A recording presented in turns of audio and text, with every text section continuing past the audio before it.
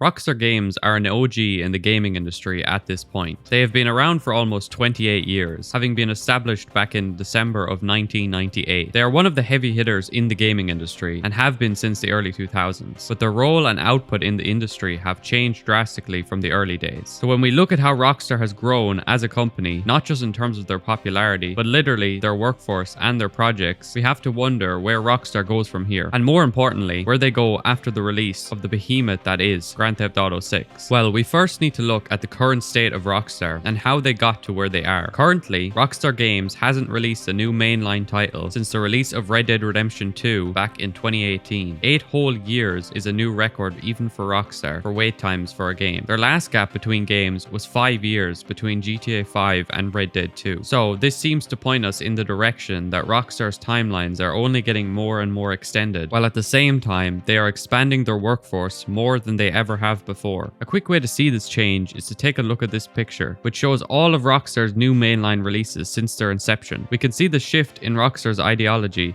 when it comes to making games. Sure, they have always been an innovator in the industry, but they shifted from making many smaller titles in a shorter period, all innovating in their own ways, whereas now they try to create full-on masterpieces that innovate in every way they can possibly think of in one package. The scope, of course, is also much larger. When this shift became very prevalent was, of course, from GTA 5 to Red Dead 2, where Rockstar pooled their entire studio into that game to get it out the door in 5 years, with major crunch involved, and released no other mainline games in that period. A part of why that is also another major shift in Rockstar's way of making and supporting their games. That, of course, being the online component of them. Most importantly, Grand Theft Auto Online. That game was consistently updated and had a reasonable amount of devs put into maintaining and expanding it in the years between GTA 5 and Red Dead 2, which took away the last remaining people who maybe couldn't have made a standalone game, but could have definitely finished a GTA 5 single-player DLC to satisfy story fans in the waiting period. But of course, this has now become even more prevalent in the wait between Red Dead 2 and GTA 6, as we have now waited 8 years with no new story game. And no, I'm not including the GTA defective editions or an enhanced GTA 5 port for PS5, because they are not new. We've also seen no story DLC for Red Dead 2, which is something its predecessor, Red Dead 1, received, as GTA 4 did before GTA 5. Once again, we saw Rockstar try to capitalize on the online component of Red Dead 2, which, in my opinion, was a big mistake, as Red Dead has always been a more story-focused franchise than the more action-oriented Grand Theft Auto that probably suits the online aspect a bit more. This was reflected in how its online version performed, as Rockstar abandoned it after just a couple of years of support, unlike GTA 5 Online, which is still supported today, 13 years later. Regardless of what Rockstar learned from Red Dead Online, it most certainly will not apply to GTA 6, which will undoubtedly have a heavily monetized online component and will most certainly succeed financially for the company. The main reason I bring all of this up is to talk about what we can expect from Rockstar after the release of GTA 6, and whether we will potentially be looking at a nearly decade-long wait until we see another single-player project from them if the pattern continues and they turn their focus heavily to the online of GTA 6. Well, the easy answer is yeah, probably. It's unlikely Rockstar is going to shift their strategy overnight and will likely stick to what works. And as weird as it sounds, I will be kind of grateful if this is the case. As much as I dislike the huge waits between new games, there is always the risk that Rockstar goes to fully developing for online after the huge financial success that it has brought them over the years, and they stop developing single-player games entirely. Now, I'm not suggesting this is even something to entertain as a possibility. I think the size of Rockstar's workforce and the people still at the company, like Sam Houser, will be ready to continue pushing the boundaries with huge single-player experiences. I'm just making it clear how happy I am that this is the case, as it shouldn't be taken for granted if you're mainly a single-player customer. However, we will still be looking at a very long wait, and I quickly want to touch on that aspect. 8 years is a huge amount of time to wait between releases, but I'm conflicted on the subject because at the end of the day, if you want a masterpiece of a game, which we all do, you have to be prepared to wait for such a thing. I think my main worry is that these wait times only grow as we go from game to game, and that is something that could quickly get out of hand. We are at the point of limiting returns, in my opinion. 8 years for me is where I consider how you can even work on a game for any longer and not run into major issues. If anything, even the devs must be fatigued at that point. I do want to clarify that we don't know the exact time frame for how long GTA 6 has been worked on. There are conflicting reports, but it is definitely at least 6 years into full development at this point, with likely a year or two of early development before that. Still, a very long time. My point mainly is, at what point is the wait time not worth it? And when do we see a plateau in the quality compared to what can be achieved in shorter dev cycles? Truth is, I don't have the answer to this, but one thing I do know is that I don't want to wait for over a decade for a video game. I will always champion Rockstar and their new games, and will always look forward to their new releases, but I just hope they can find a balance between pushing the envelope in their new releases and also being somewhat reasonable in how long they expect their fanbase to wait for said product. I get why we have had to wait as long as we have for GTA 6, and as much as it has been a slog, I can see how it will be worth it in the end. But in the next game, if we add another 2 or 3 years onto the timeline, I'm just not sure if it can still be worth that long. I think with all of this, one of the main things Rockstar needs to balance going into GTA 6 and beyond is the online versus story mode aspect. I really hope we see single player DLC from GTA 6 as well as online stuff. Believe it or not, I don't hate online at all. In fact, I enjoy Red Dead Online and GTA Online, but it just isn't my favorite thing Rockstar put out. And as delusional as you may call me in hoping for this, I really hope we see at least 1 or 2 story DLCs released alongside online DLC in the pipeline of GTA 6, especially if we see map expansions. Only seeing them on the online side would be a real shame. This would also satisfy us story mode fans' appetites and give us players something fresh on that side of things outside of the online ecosystem